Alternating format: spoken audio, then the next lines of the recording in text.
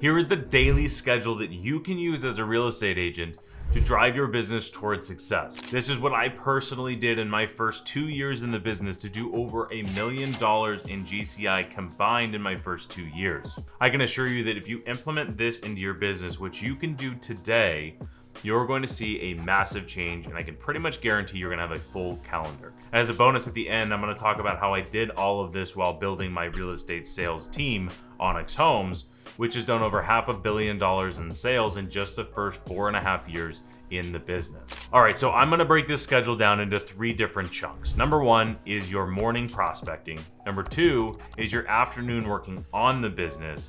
And last but not least, number 3 is your evenings towards appointment setting. All right, so let's break down this exact schedule. So depending on whatever time you start or in the day isn't as important, so don't look at the exact times that I'm going to put on here. This is my overall kind of blanket advice, but I'll give you as close as possible of what my daily schedule actually looked like. So let's go ahead and get started with the first section, which is the morning prospecting.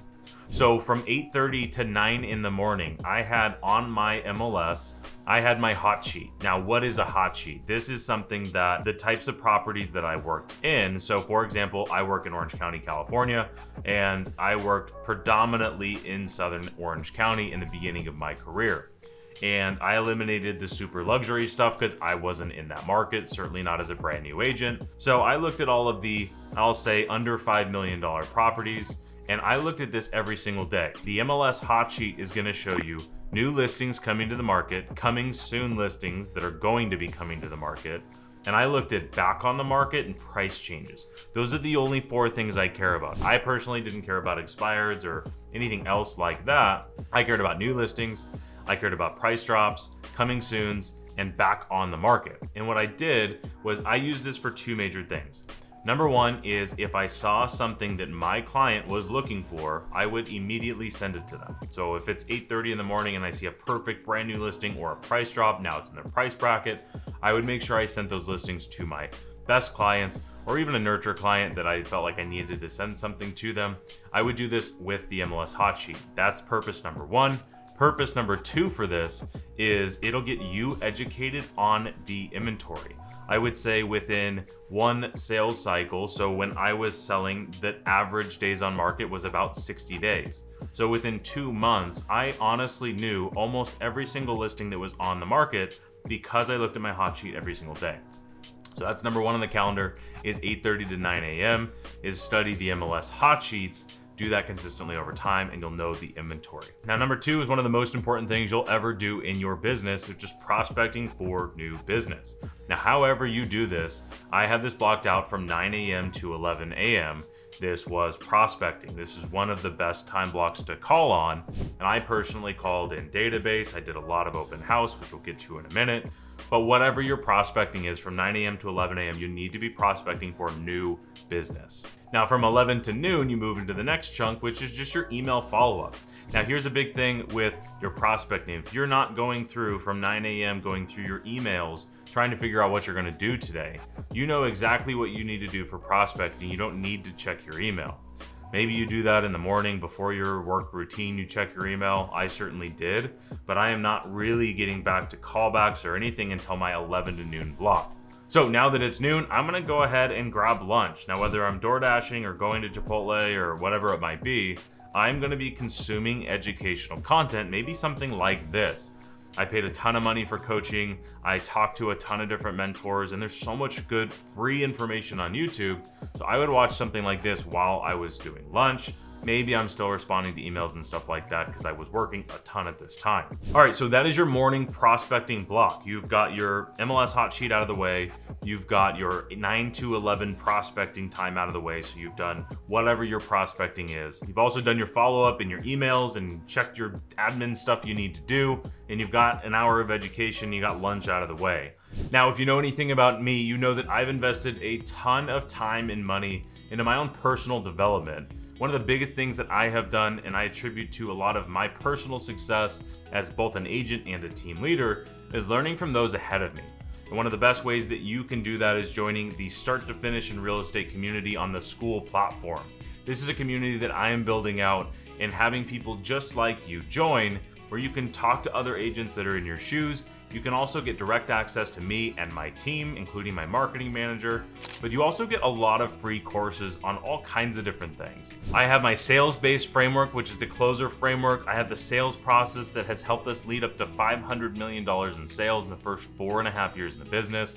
And I have our buyer strategy session, which has us getting buyer agreements signed more often and at higher fees. So if you're interested in this, go to onyxhomes.com/school, drop your information, and I will see you inside the community. All right, let's get back to the video. Okay, so we talked about the morning block. Now let's talk about the afternoon working on the business block. So from 1 to 4, you are working on your business. This is not sales necessarily, because frankly, most people are at work. From 1 to 4, you're really not going to be making calls, door knocking, doing open houses, or doing anything like that, because people are at work. Most people are, at least. So I never did anything in that time that was general prospecting. What I did was I worked on my business. I made social media content, I made email campaigns, I built out my CRM. I did all kinds of different things that was me working on the business, to whereas the morning and the evenings were working in the business as a salesperson. So whatever working on the business means for you, do that in your time block right in the middle of the afternoon from 1 to 4. Now we're going to transition to the end of the day, and this is from 4 to 7 p.m.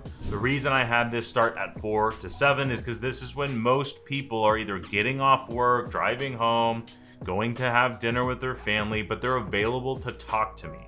So this is when I would go through my database. Now we have a very clear workflow of how I work through things that we share in our community, but you need to go through and call your hottest to coldest clients. So from 4 to 7 o'clock, you need to be going through and talking to your hottest clients. This is something that I cannot stress the importance of. Real estate is not a 9-to-5 job. 5 to 7 is the best time to call people. And frankly, 6 to 7 is the best. 5 to 6 is the second best. And I think the 9 to 11 is better than 4 to 5. But that's what I always did. I started reaching out to people starting at 4 p.m. When they're getting off work, I would get some people on the phone so that they could get back to me within the next hour or two as they're getting off work, getting home, and they can actually do that. I was calling through and setting up my appointments for the weekend. I was setting up my appointments for the week. Now, as a pro tip, my opinion, Thursday is the best day for follow-up. So if you're gonna have this time block 5 days a week, fantastic, good for you, you're gonna make a lot of money. But if you're only gonna do it one day, make it on Thursday, setting yourself up for the weekend. Now I have a ton of different sales scripting stuff that I'll share in another video, but I'll get more to that later. So that is your Monday through Friday schedule. So this is your morning prospecting, your afternoon working on the business, and your end of day setting appointments. This is Monday through Friday, take off whatever day you want, but that is the most important part of your during the week. Now let's move on to what your weekend should look like, in my opinion, based on this schedule. From 8 in the morning till about 9 in the morning, you should be putting out your signs for your open house. I don't like doing open house signs right before the open house, or I'm sweating, I'm miserable doing it. I went out, got my coffee first thing in the morning, put out signs. 20 to 30 signs is what you should be doing. Pro tip number 2 is make sure the sign in front of the house has a sign rider or something that says open house from 12 to 5. And if you want to put a note that says call Christian for private tours with your CRM number so that you're tracking and gaining leads from this, highly recommend that as well too. I also then would door drop the 30 to 50 closest doors, whatever, for the open house. So if my open house is right here, I would just go to the 30 to 50 closest doors around. Now, I would do that all in the morning while I'm in my jogger, my whatever, and then I would go home and shower, and I'd come back for my open house about 30 minutes prior. I did my open houses from 12 to 5 for no other reason than if I was at the open house longer, I had more opportunities to meet more people. So I would show up at 11:30 and make sure the house was ready to go, make sure that it was clean, the lights were on, and I was the first person there. There's nothing worse than showing up to an open house and having somebody sitting there waiting for you while you have to flip on the lights, put out the signs, and if you just did your signs, you're sweating too. It's like, that's the worst. Now you're doing your open house from 12 to 5, and the last 30 minutes of that open house, you're going to be starting to do your follow-up for everybody that was at that open house. Now, what I didn't mention in here is you do your signs early in the morning, and then you have a little bit of a time block to go home and shower. I would try to squeeze my showings in there. So if I have a buyer that I want to go show property, I would do it before my open house. I would go do my open house from 12 to 5. I'd be there 30 minutes early. And then from 5 till whenever, I would book all of my showings for after my open houses so that I didn't lose my lead gen. So that's my schedule. Super simple and super meaningful. And if it sounds like a 4-letter word that is work, it's because it is. It was a lot of work. I put in 100 hours of work my first 2 years in the business, which is the only reason I was able to go from 0 to $1 million in GCI in my first 2 years in the business. So I mentioned I'd share a bonus about how I built my team, so here it is for you. So I worked from 8 till about 7 or 8 every single day as a salesperson. Now, from whatever time I woke up till 8 o'clock when I could really start working and calling people and talking to people, I would work on building my business. So from whenever I woke up till about 8 or 8:30, I would be working on the business. That afternoon chunk from 1 to 4, I'm also working on the business. Now it's harder because people will call you, so that time chunk was definitely hard to do, but it was what built me forward. And then from 7 or 8 o'clock, when you're not allowed to talk to or call anybody any longer, I would work until I could not work anymore in order to build the business. And that is the only reason we were able to do what we've done in the last 5 years, where we've sold over $500 million in real estate. Like I said earlier, real estate's not a 9-to-5 job. You can treat it like one, but if you want a really high level of success, at least in my opinion, this is the type of schedule that's gonna lead you. And I can pretty much guarantee that if you follow this schedule over a long period of time, you're gonna be successful in this business. Now, if you wanna learn about how I host open houses and got enough leads in 6 months to where I was so busy I couldn't even do open houses anymore, I made another video for you. You can go ahead and click that and watch that next video where it breaks down the entire process of how to do open houses at a really high level like we were just talking about.